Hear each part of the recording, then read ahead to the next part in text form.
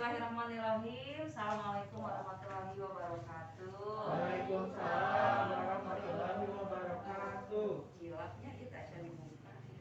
Kuping, bisa ibu mah terkena dibukanya ada prokes. Ada iklan heula. Ibu-ibu udah ramah? Alhamdulillah. Kumaha murang kali sehat? Alhamdulillah. Caroge nu didamel teh? Damel nu damelnya anu teu damel panginten ngabantos ibuna di bumi. Alhamdulillah campur sarinya Bu hari ini urang tiasa kempal deui dina riungan ya riungan kanggo nambi-nambi ilmu pangintennya. Sarta acana tepangkeun da atuh tepang panginten ka abdi nya. Sakali ditepangkeun abdi sareng Ibu Sri. Insyaallah dinten ayeuna urang bade diajar deui. Diajar tentang naon. Sebelumnya kita sudah pernah membahas di pertemuan sebelumnya tentang naon Bu materina? Oh, ada Ibu. Kesejahteraan kesembuhan. Apa Ibu Reni? Kesejahteraan Ibu?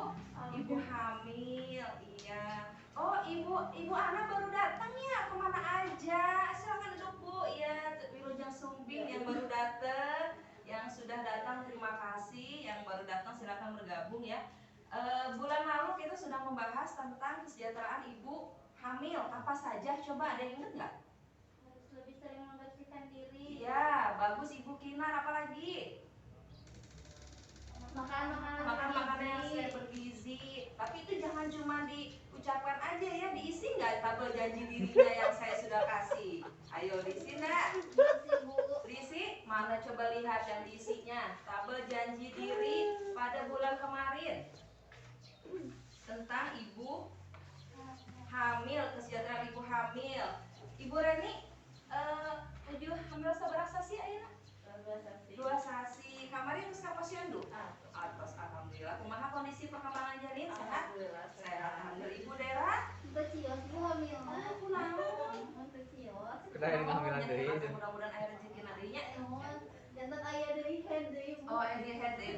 Sawios. Nah, kanggo dinten ayeuna kanggo untuk pembahasan sekarang, kalau kemarin kita sudah membahas kesejahteraan ibu hamil, ya terima kasih yang sudah mengisi tabel janji diri. Bagi yang belum tolong ya. Bagi yang belum tolong ingat lagi tabel janji dirinya harus diisi setiap pertemuan. Nanti kita hari ini juga akan membahas modul berikutnya materi baru. Nanti setelah pulang ke rumah diisi lagi tabel janji dirinya. Jangan lupa. Oke, siap? Siap ya ibu-ibu? Siap ya. Untuk hari ini kita akan membahas tentang, kalau kemarin ibu hamil, sekarang kita akan membahas tentang bagaimana mencegah stunting. Materi kita masih tentang bagaimana mencegah stunting dengan mendukung pemenuhan kesejahteraan bayi baru lahir dan ibu menyusui. Kalau kemarin hamil, setelah hamil pasti bayinya lahirnya. Kalau kemarin kita sudah mendapat ilmu tentang kesejahteraan ibu hamil, sekarang kita akan membahas apa saja yang didapat oleh bayi baru lahir dan ibu menyusui. Kira-kira sebelum nanti dibahas, kalau bayi baru lahir apa saja yang dibutuhkan? Ibu Jambar. Bayi baru lahir nutrisi ASI bagus. Mangga. IMD apa itu IMD?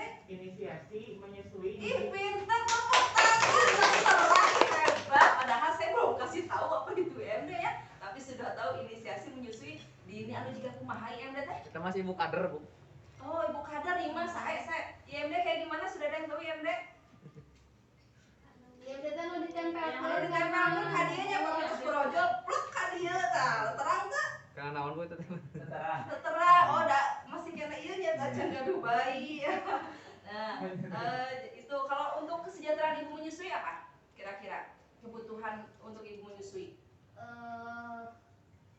Makanan yang bergizi, ya, perhatian dari keluarga. Ih, pintar sih. Terus paling tadi namanya, terus sudah dibahas atau hari gitu mah. Tapi tidak seperti itu. Untuk lebih mematangkan lagi wawasan, sekarang saya akan membagi 2 kelompok. Yang satu kelompok bayi bayi baru lahir, yang satu lagi kelompok ibu menyusui. Ini ada 5 orang, ada 6 ya, 3 ya. Ibu Reni, Ibu Kinar itu boleh bayi baru lahir. Ibu Dera, Dimas, Sarang Jambar itu ibu menyusui. Silakan disiapkan kertasnya. Tak ini ada kertas ya, tapi terusnya ada kertas. Mangga. Ini kelompok 1, ini kelompok 2. Apa saja tuh tugasnya adalah mengidentifikasi, coba dicatat ku ibu-ibu, naon sih kebutuhan fisik. Kalau ini ibu bayi baru lahir, bayi ketika lahir dia membutuhkan apa kebutuhan fisiknya, terus mentalnya apa yang dibutuhkan. Ibu menyusui, dia butuh kebutuhan fisiknya apa, mentalnya apa. Sok aina yang kelompok mengajarkan ku abi di pasien ruang tos 1 menit.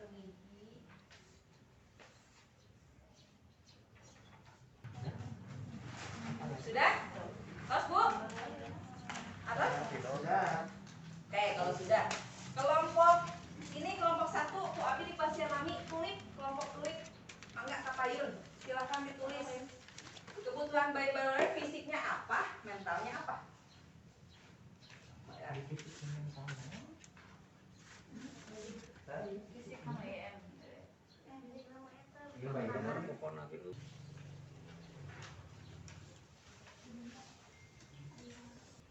Oke, sip, terima kasih. Coba kita lihat ya dari hasil diskusi teman-teman.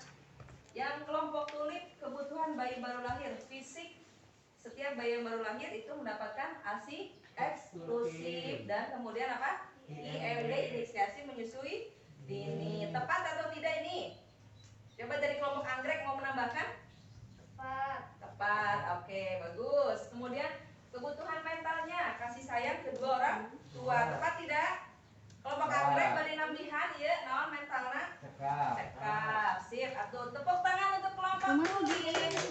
Good ya.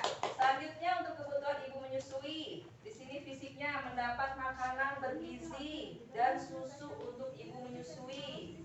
Kelompok anggrek, kelompok tulip, badai nambihan, apa kira-kira fisik kebutuhan fisik dari ibu menyusui?